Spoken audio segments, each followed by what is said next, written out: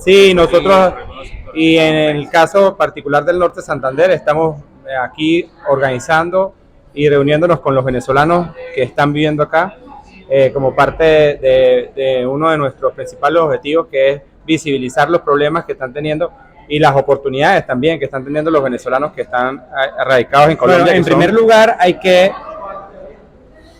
dimensionar el efecto que tiene el peso en la economía venezolana. Estados como Amazonas, Apure, Barinas, Táchira, Mérida, Zulia están usando el peso de manera informal, pero lo están usando.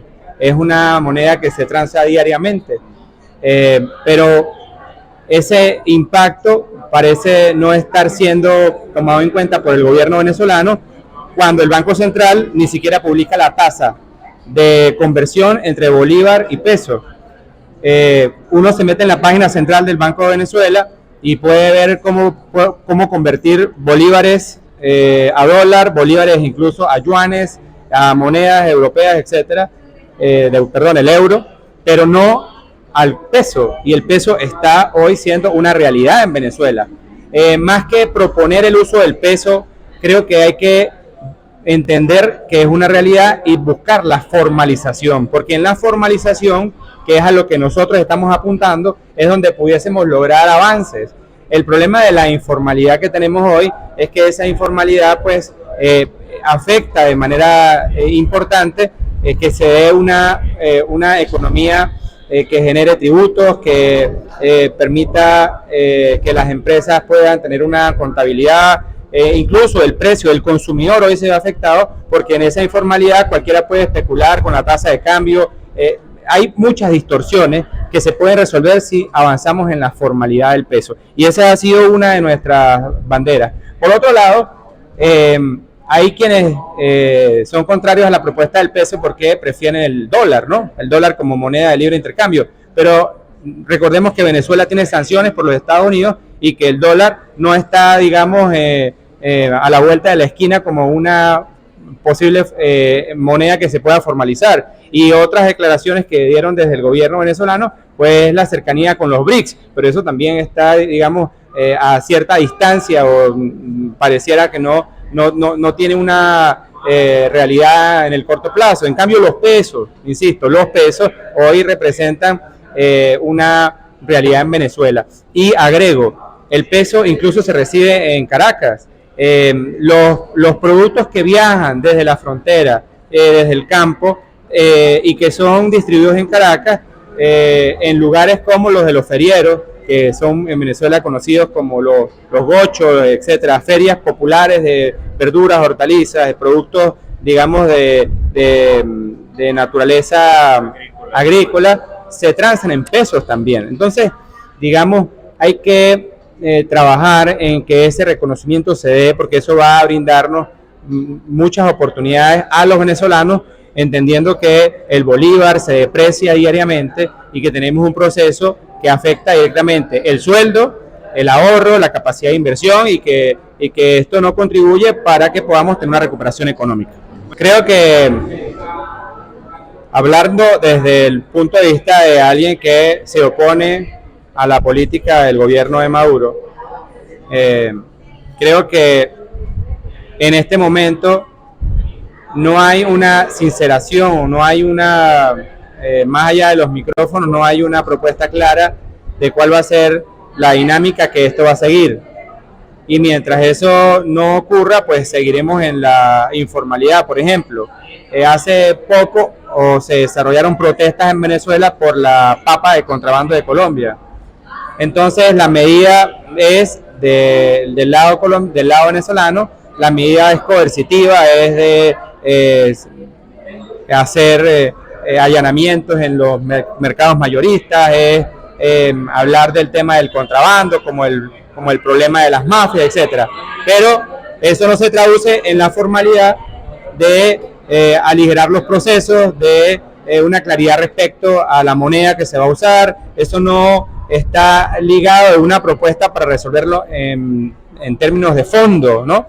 Entonces, cada oportunidad que tenemos para que nosotros como sociedad impulsemos visibilicemos lo que está pasando en la frontera en términos positivos, como es el manejo del peso, hay que hacerlo y que los gobiernos sientan la presión de los empresarios, de la comunidad, de los actores de las fuerzas vivas, a las que hacemos un llamado para que visibilicemos las oportunidades que tenemos con el uso del peso, sin dejar de lado, por supuesto, la necesidad de que en otras áreas también profundicemos. Me explico, ¿cuál va a ser la dinámica respecto a las garantías que los venezolanos vamos a ofrecer a Colombia, entendiendo que Colombia es quien hoy tiene mayor capacidad de inversión? Nosotros necesitamos la inversión colombiana.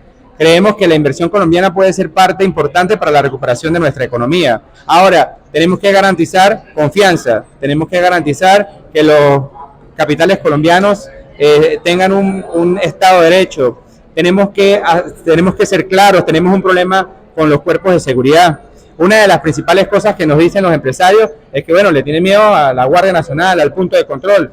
Y todo esto para nosotros es un desafío porque necesitamos resolver internamente en Venezuela una cantidad de elementos para facilitar, por ejemplo, que se dé un proceso de integración. Y hay mucha gente que está del lado de este proceso de integración, mucha gente que está haciendo esfuerzos importantes, son héroes, ¿no? Que no están precisamente dentro del gobierno, pero sí que están haciendo esfuerzos importantes para que esta dinámica se dé.